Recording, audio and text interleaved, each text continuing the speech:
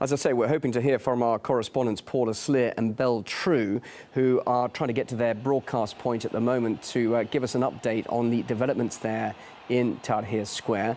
As you can see, thousands upon thousands of people are there, and parts of the Egyptian army have reportedly been put on high alert status as that military ultimatum for President Morsi to resolve the violent crisis has now passed. So this is now a crucial moment here in Egypt. Belle True joins us live from Tahrir Square.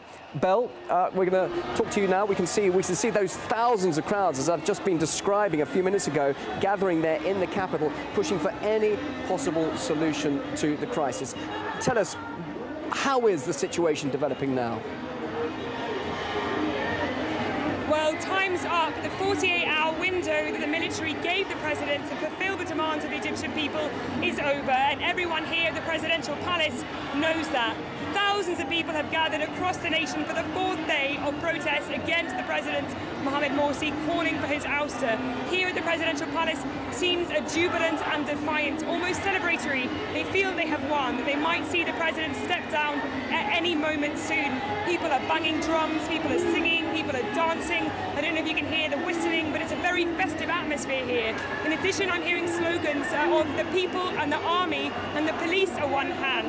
The people here feel they have the security forces on their side. They feel they have the government on their side after mass resignations in the Morsi administration over the course of the last few days. They feel they have the formal political opposition on their side, and crucially, they have the Egyptian will of the people behind them. They feel that the president might resign any minute now. This comes after a very difficult year for Egypt. Talking to protesters over the course of the last few days, they tell me that the Egyptian economy is in free fall, and this is translating into chronic unemployment, in addition to fuel and water shortages, a bread crisis, human rights abuses. What protesters have told me is that nothing has changed since the January 25 revolution. They blame Morsi, and they also blame his Islamist group, the Muslim Brotherhood, who they want out. They say the Muslim Brotherhood has taken over power. So what people are asking for at the moment is a new president. They're asking for a new constitution. They say the constitution was drafted by an Islamist-dominated constituent assembly and pushed forward by the president. They don't want it, they want a new one. They also want a technocratic government that will fully represent all the political factions in Egypt. So right here in the presidential palace, people are gearing up for an army statement. There's very much an atmosphere of anticipation as people wait to see if their demands have been filled. The president, Mohamed Morsi, will step down. OK, thanks very much indeed, Belle. Well, Paula Sleer is also there live in Tahrir Square. But before I talk to her, Belle, I just want to quickly ask you, you're saying that there's a feeling of celebration and festivity there, and yet we've been seeing and reporting about violence and people dying. So is there any chance that what's happening behind you in Tahrir Square could turn ugly and violent, just briefly?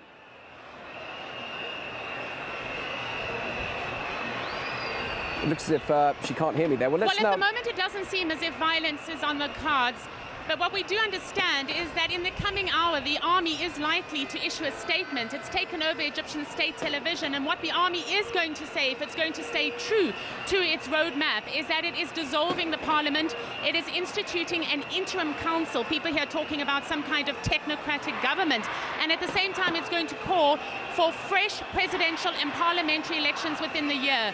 Now, an advisor to the Egyptian President Morsi has said that this amounts to a military coup, and it needs to be called by the right word. And certainly there are concerns here that a military coup is on the cards.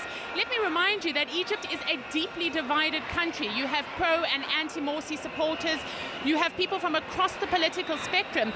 There is talk of a possible civil war if indeed the army steps forward and conducts this military coup. The army is also backed by the United States. In the last year, since Morsi took up the reins of presidency, America trained, funded and assisted to the tune of $1.3 billion the Egyptian army, which is why questions here are being asked if indeed the Americans are going to be propping up a puppet military army. There is also some concerns that if the military takes over, you have your more moderate Islamists who are going to become more radical, and that's the irony of the situation. People behind calling for the Muslim Brotherhood's President Mohamed Morsi to step down, but ultimately you could see a more Islamist Egypt emerge. Thank you very much indeed, Paula. And that's our correspondent, Paula Slit, and also Belle True, live in Cairo. We'll hear more from them as developments continue over the next few hours. Thank you very much to both of you.